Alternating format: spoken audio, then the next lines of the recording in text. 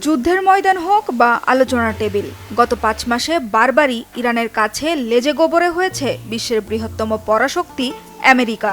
Iran যুদ্ধে নেমে মার্কিন প্রেসিডেন্ট ডোনাল্ড ট্রাম্প যে ঠিক কতটা বেকায়দায় পড়েছেন তা এখন দিনের আলোর মতো পরিষ্কার।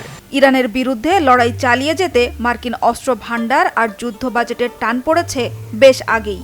এবার ইরানের সম্ভাব্য হামলার ভয়ে মধ্যপ্রাচ্যের বিভিন্ন দেশে থাকা আমেরিকানদের যে কোনো সময় মধ্যপ্রাচ্য ছাড়ার জন্য প্রস্তুত থাকতে নির্দেশ দিয়েছে দেশগুলোতে থাকা মার্কিন দূতাবাস।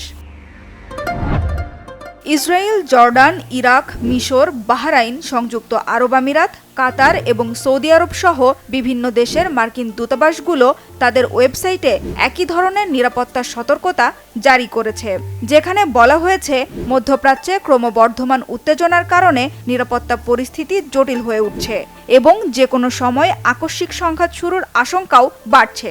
এমন অবস্থায় এই অঞ্চলে থাকা আমেরিকানদের সরে যাওয়ার কথা বিবেচনা করা উচিত। পরিস্থিতি আরও খারাপ হলে থাকা উচিত চলে যাওয়ার প্রস্তুতি।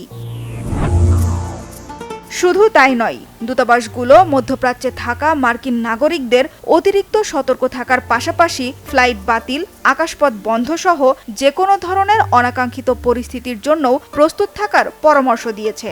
এই অঞ্চলের বাইরে থাকা মার্কিন নাগরিকদের আপাতত মধ্যপ্রাচ্যে ভ্রমণ বা মধ্যপ্রাচ্য পার হয়ে অন্য কোনো দেশে যাওয়ার বিষয়েও সতর্ক করা হয়েছে। শনিবার সামাজিক মাধ্যম এক্সে যুক্তরাষ্ট্রের সশস্ত্র বাহিনীর সেন্ট্রাল কমান্ড সেন্টকম লিখেছে, মার্কিন সেনাবাহিনীর একটি CH-47 চিনুক হেলিকপ্টার মধ্যপ্রাচ্যে অবতরণের জন্য প্রস্তুত হচ্ছে, যা মূলত সমরাস্ত্র ও সেনা পরিবহন করে থাকে।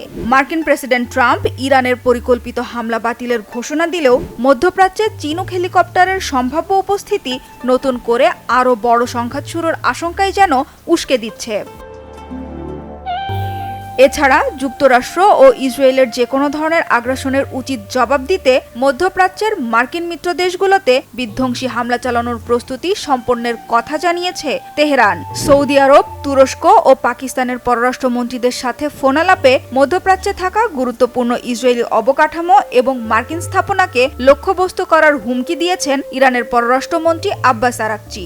গত জুন মাসের সমঝোতা স্মারক ভেঙে পাল্টাপাল্টি হামলা শুরুর পর ইরানের মিসাইল ও ড্রোনের আঘাতে বেড়েছে মার্কিন সেনা হতাহতের সংখ্যা।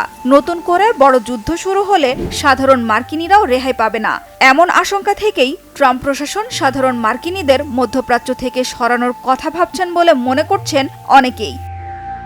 সানজিদা ইসলাম তন্নি, বাংলাভিশন নিউজ ডেস্ক।